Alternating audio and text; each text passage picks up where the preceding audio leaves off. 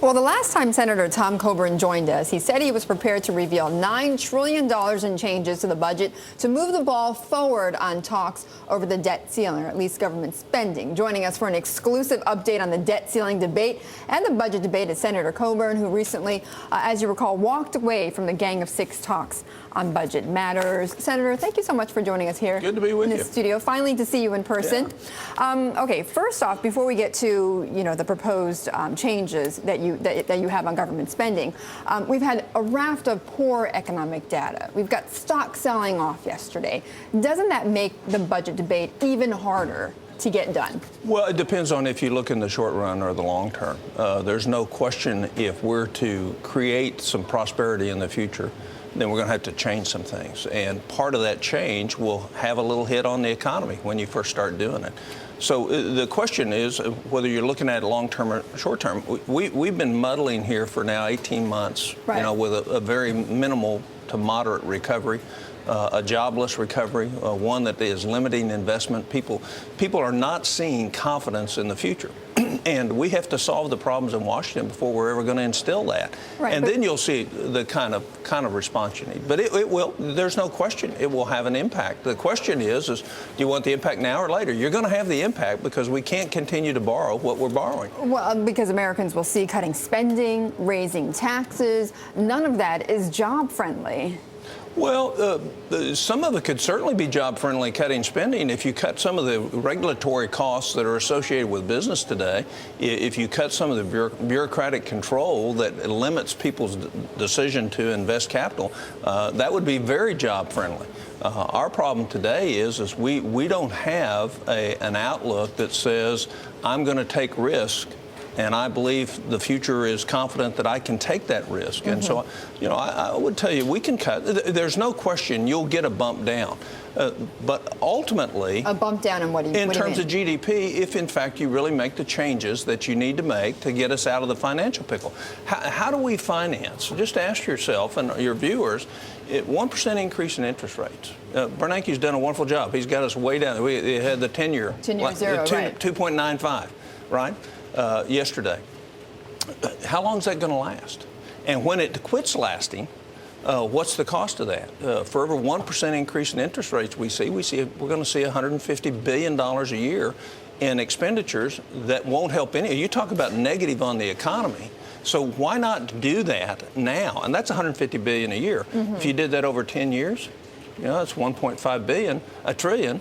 Right there. So if in fact you put out there, our calculations in my office is you got to do at least $9 trillion if in fact you want to protect our country from a downward spiral in terms of increased interest rates. So what you're saying is that it might do some harm in the short term, but in the long term, this is all going to be better for the economy and for the American people. But that $9 trillion, and I know your office is calculating quite a bit about where to cut, where to shave off and hopefully increase the economy in that sense. When are you planning on revealing? Well, as soon as we can.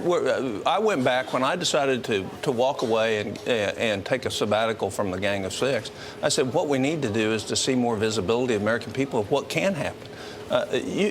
Look, we have 82 teacher training programs run by the federal government. Why do we need 82? We have 47 different job training programs across 9 different agencies that cost us $18 billion a year, none of which are effective. Why would we continue to spend that money? In other words, you can go through program after program. We have 46 programs to teach financial literacy to Americans. Mm-hmm. The federal government, who is incompetent in terms of financial literacy, is trying to teach that. So if you go through all these programs, there's easy ways that we can eliminate tons of money that we're spending today that has no job creating, no multiplier effect in terms of the economy.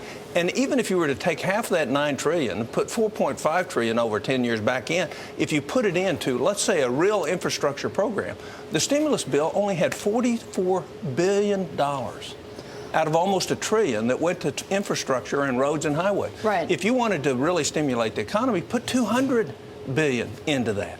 But the issue, though, is, and what you're talking about, certainly sounds, as if both sides could come to an agreement on. But the real issue is taxes and entitlements, and that's where the divide is. So does any of what you propose actually hit upon those two topics. I have no problem. There's no way we're ever going to get a consensus in Washington to make the kind of changes we need to make in entitlements unless we're willing to see a way for revenues to rise. And historically, we're at a low level of revenues.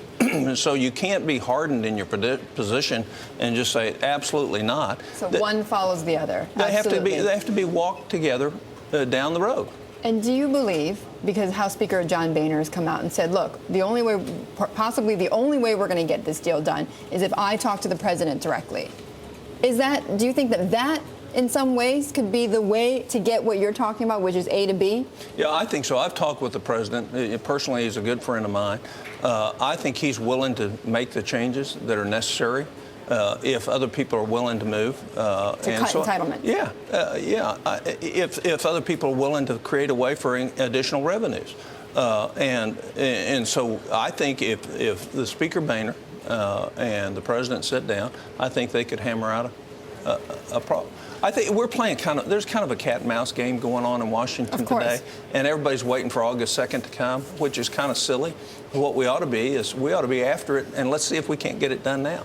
One of your fellow congressmen in Oklahoma, James Lankford, said that the president isn't making statements, isn't making his position public enough on cutting the budget. Do you agree with that?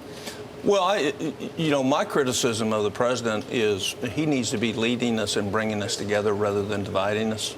And I think he ought to put his 12 election kind of down for a minute. Our problems are significant enough. It doesn't matter who gets reelected if we don't solve these in the short term effectively. And I would like to. I was very disappointed in his speech at Washington University.